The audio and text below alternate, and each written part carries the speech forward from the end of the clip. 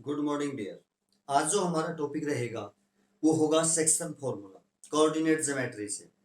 Section formula हम किस प्रकार अप्लाई करते हैं, यानी कोई भी यदि हमें लाइन सेगमेंट गिवन है और उसके ऊपर कोई एक पॉइंट है जो उसको एक गिवन रेशियो में डिवाइड करता है, तो उस पॉइंट के कोऑर्डिनेट फाइंड आउट कर सकते हैं हम बाय सेक्शन फॉर्मूला। क्या होगा देखते हैं।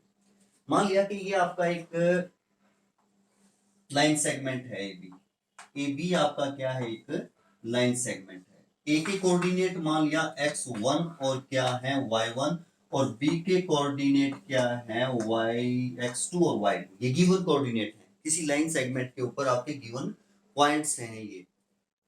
अब इसके ऊपर कहीं ना कहीं कोई पॉइंट है, मान लिया r पॉइंट है जो इसको m रेशो n यानी m और n की रेशियो में डिवाइड करता है।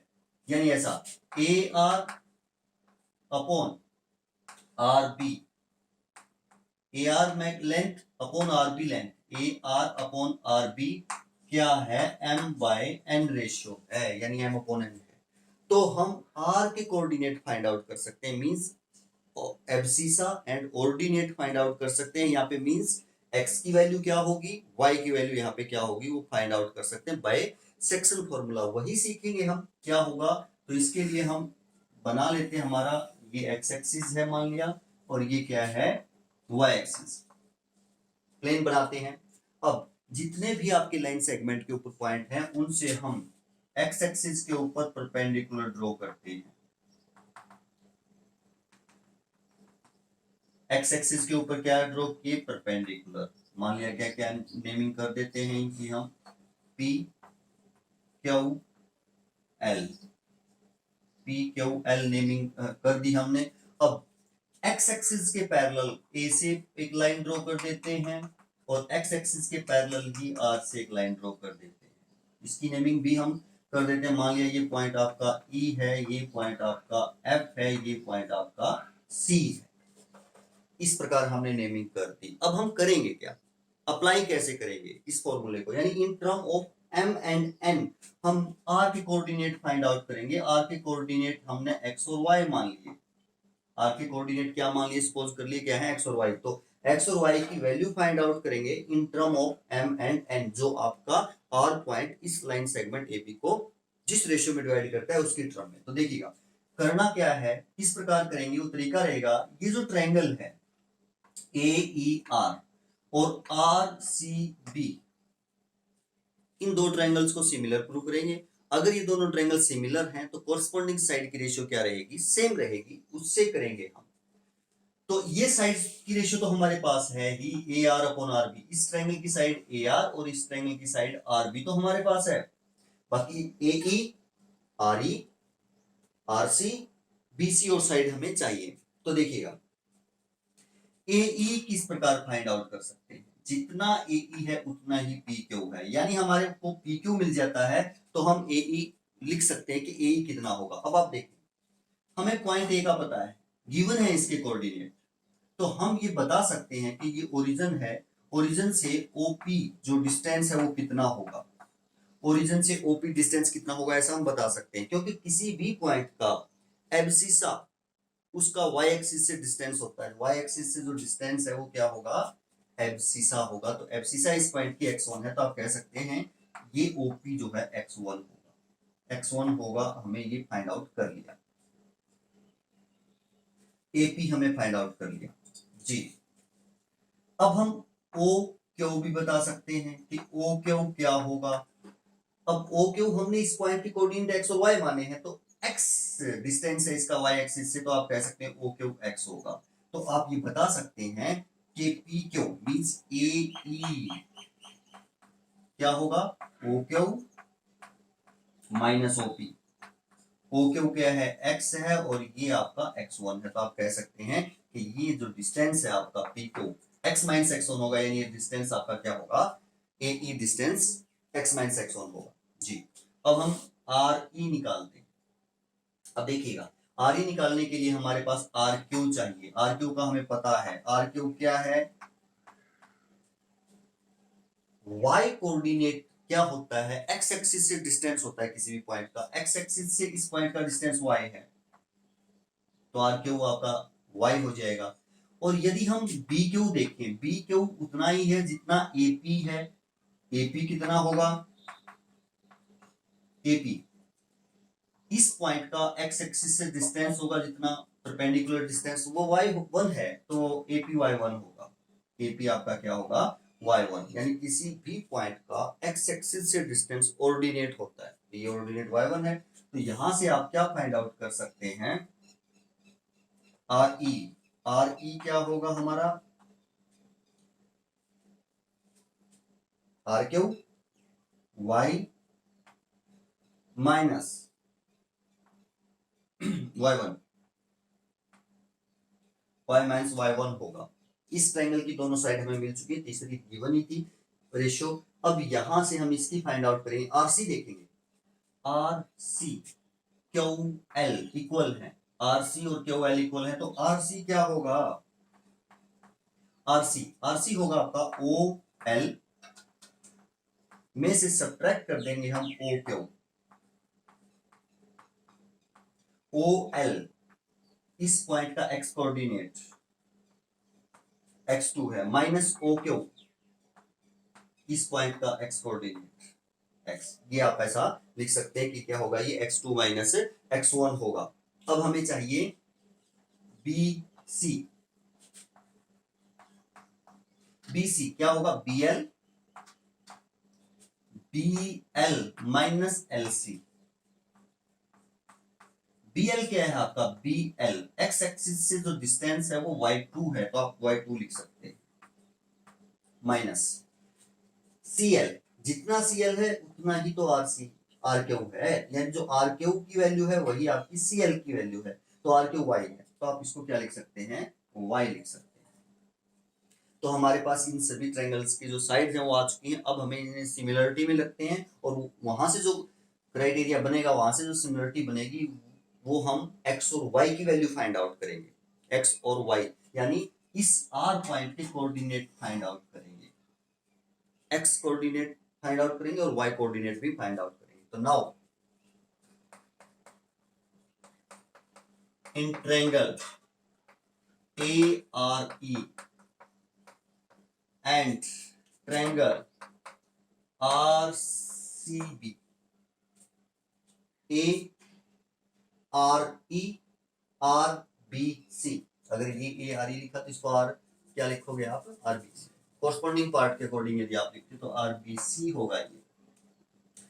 क्यों, क्योंकि इस ट्रायंगल का एंगल ये इस ट्रायंगल के इसके एंगल के इक्वल है, तो E और R आपके सही वो है, कोरस्पॉन्डिंग है। इस ट्रायंगल का ये एंगल इसके इक्वल है, तो E और C और B और आपका R कोरस्पॉन्डिंग पार्ट्स हुए इनके, तो आप उसके अकॉर्डिंग ही जो है हमें नेमिंग करनी होती है। तो अब ये जो दोनों ट्रायंगल को आप सिमिलर भी लिख सकते हो कि ये दोनों ट्रायंगल आपकी सिमिलर हैं एंगल के अकॉर्डिंग। तो कोरस्पॉन्डिंग साइड की रेशियो क्या होगी, सेम होगी, इसकी AR, इसकी क्या होगी RB। रेशियो दो साइड्स की हुई, किसके इक्वल होगी, RE अपॉन BC। इसकी AE तो इसकी होगी RC। यानी हम ऐसा लिख सकते हैं कोरस्पॉन्डिंग साइड्स की जो रेशियो है वो सिमिलर ट्रायंगल की क्या होती है, सेम होती है। तो ऐसा हमने लिख दिया। अब आप यहां देखें AR upon RB, AR upon RB M/N है, हमारी जो रेशियो है वो M/N है। RE जो है हमारी, हमने वैल्यू फाइंड आउट की हुई है RE की, ये है आपका RE ये है y minus y1 upon BC y2 minus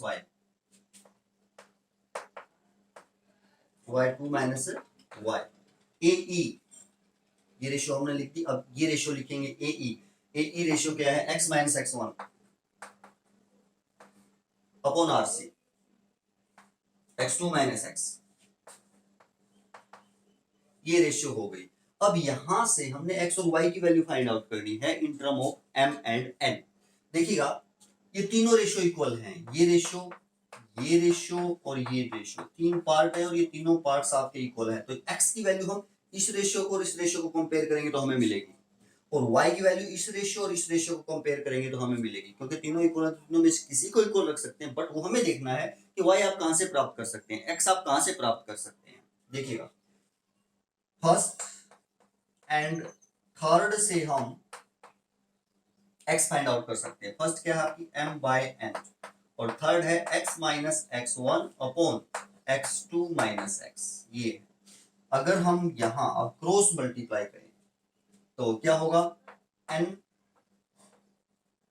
की मल्टीप्लाई इसके साथ nx minus nx1 equal to mx2 minus mx।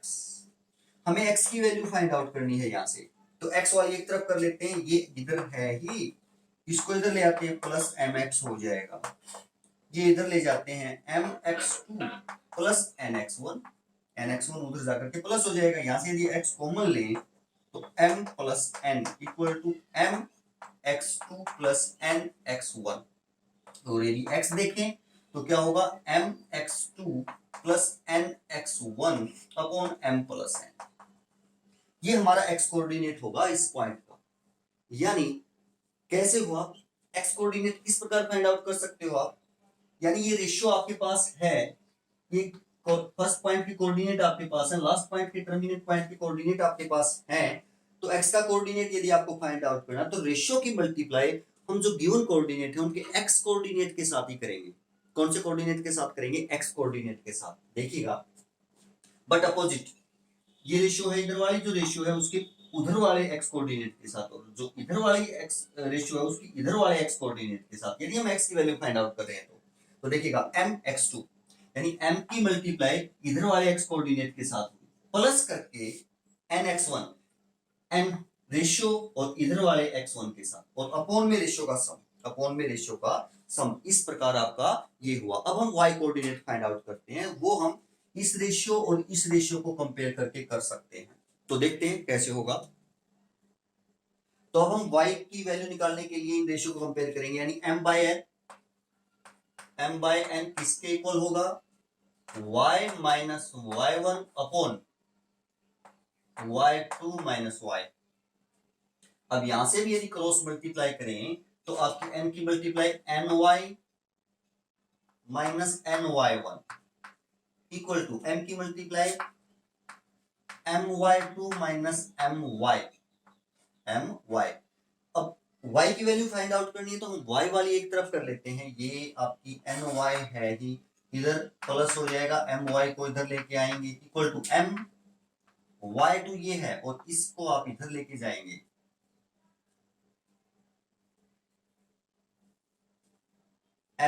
my2।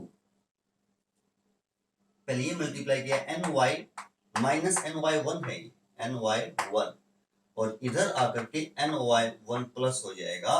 तो y कॉमन ले यहां पर तो m प्लस n, यहां से y कॉमन ले तो क्या होगा m plus n equal to ये my2 प्लस ny1 और y इक्वल टू क्या हो जाएगा, ये जो है आपका इसके मल्टीप्लाई में इसके डिवीजन में आएगा my2 plus ny1 by m plus n। यानी यदि हमें y कोऑर्डिनेट फाइंड आउट करना है, इस पॉइंट का y कोऑर्डिनेट फाइंड आउट करना है तो रेशियो की मल्टीप्लाई y कोऑर्डिनेट के साथ ही, रेशियो की मल्टीप्लाई y कोऑर्डिनेट के साथ ही और अपॉन में m प्लस n। और y कोऑर्डिनेट के साथ कैसे, अपोजिट, जो रेशियो है अपोजिट, इधर वाली रेशियो की मल्टीप्लाई y कोऑर्डिनेट इस इधर वाले y कोऑर्डिनेट के साथ और इधर वाली रेशियो की मल्टीप्लाई इधर वाले y कोऑर्डिनेट के साथ मल्टीप्लाई करके सम करेंगे, अपॉन में रेशियो का सम, हमारा y कोऑर्डिनेट आ जाएगा। तो इस प्रकार ये है हमारा सेक्शन फॉर्मूला।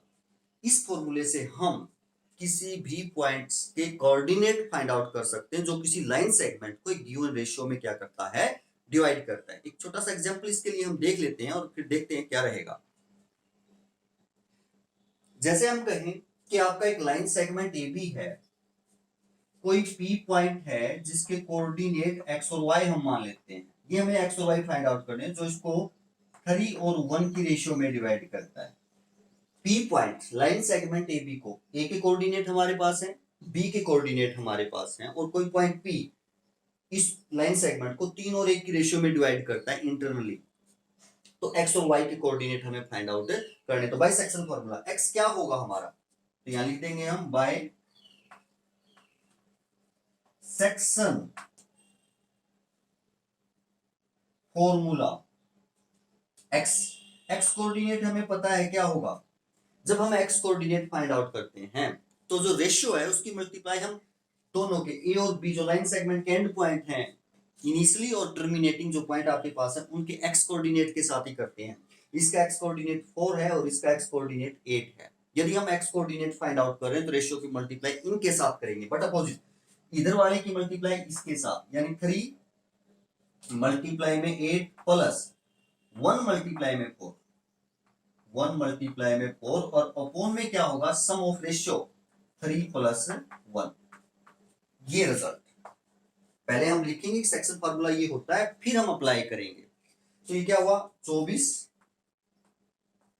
प्लस 4 और अपॉन 4, 28 अपॉन 4। तो आप कह सकते हैं एक्स कोऑर्डिनेट यहाँ पर कितना है, 7 है। वाई कोऑर्डिनेट यदि हम देखें, अब वाई कोऑर्डिनेट फाइंड आउट कर रहे हैं, तो जो रेशियो है उसकी मल्टीप्लाई जो इनिशियल और टर्मिनेटिंग पॉइंट दिए उनके वाई कोऑर्डिनेट के साथ ही होगी, यानी इसका वाई कोऑर्डिनेट -3 है और इसका वाई कोऑर्डिनेट 5 है। तो वाई कोऑर्डिनेट जब हम फाइंड आउट करें तो रेशियो की मल्टीप्लाई वाई कोऑर्डिनेट के साथ होगी। कैसे, अपोजिट, इधर वाली रेशियो की मल्टीप्लाई वाई कोऑर्डिनेट इधर के साथ, यानी 3 मल्टीप्लाई में 5 प्लस इधर वाली रेशियो की मल्टीप्लाई वाई के इधर वाले मान के साथ, यानी 1 मल्टीप्लाई में -3 और अपॉन में सम ऑफ रेशियो, अपॉन में क्या रहेगा, सम ऑफ रेशियो। तो ये 15 और ये माइनस हो जाएगी, मल्टीप्लाई 3/4, 12/4। तो आप कह सकते हैं 3, ये कोऑर्डिनेट कितना होगा, 3 होगा। तो आप कह सकते हैं कि जो P पॉइंट है उसके कोऑर्डिनेट 7 और 3 होंगे। जो आपका पॉइंट P है